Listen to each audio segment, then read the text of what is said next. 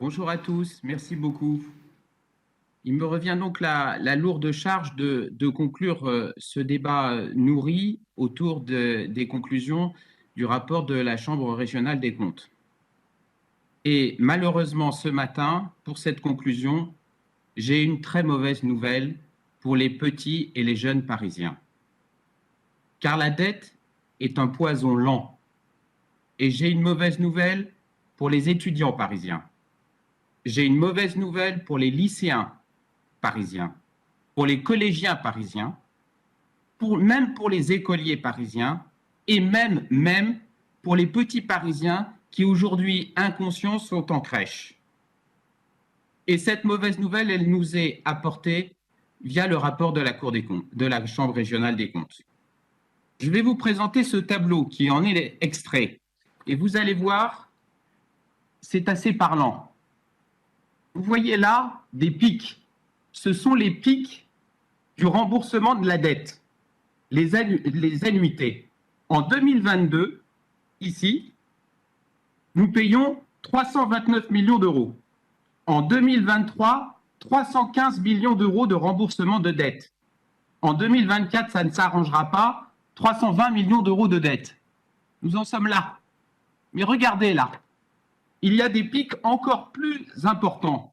En 2031, c'est le pic le plus fort, plus de 400 millions d'euros de dette. En 2032, nous serons encore à 372 millions de dettes. En 2039, 291 millions de remboursements de dettes, encore une fois. Et nous n'en sortirons pas. Et je le dis aux prochaines générations. En 2045, 361 millions de remboursements de dettes. Même en 2070. Même en 2070, encore 160 millions de remboursements de dettes. La dette accumulée par Madame Hidalgo et sa mauvaise gestion. Car la dette, oui, c'est un poison lent et Madame Hidalgo l'aura inoculé aux générations futures à Paris pour les prochaines décennies. Mais ça n'est pas la seule mauvaise nouvelle. Car ce rapport de la Chambre régionale des comptes, et c'est finalement intéressant de le dire en conclusion, ne balaie pas toutes les dettes accumulées par la ville. Et non plus l'absence du respect de principe de précaution. Et c'est d'ailleurs un magazine dont je vous recommande la lecture, le magazine Capital, avec deux journalistes qui ont fait un travail d'investigation très intéressant, Philippe Eliakim et Claude Jaillet. Je vous le recommande, ce magazine, pour son numéro de ce mois-ci, car la gestion de la ville de Paris ne repose pas uniquement sur un endettement via ce qu'on appelle les obligations à long terme. Il y a également ce qu'on appelle le crédit revolving, qui sont des lignes d'endettement qui portent sur des durées beaucoup plus courtes, en l'occurrence quelques mois.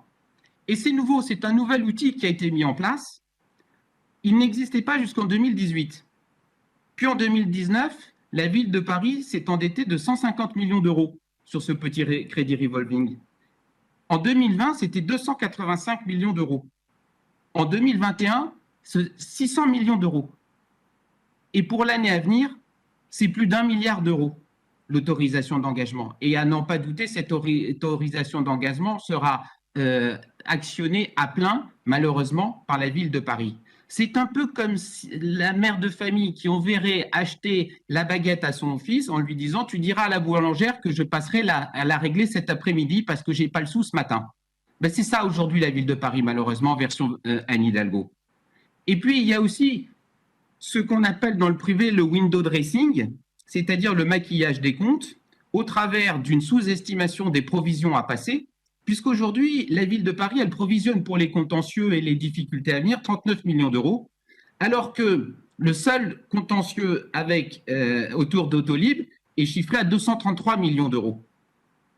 Et que sur le contentieux à venir concernant la Tour Triangle, dont la CRC d'ailleurs a largement fait état il y a quelques mois, c'est aussi 263 millions d'euros. Et face à ça, dans les comptes de la ville de Paris, on ne retrouve que 39 millions d'euros de provisions.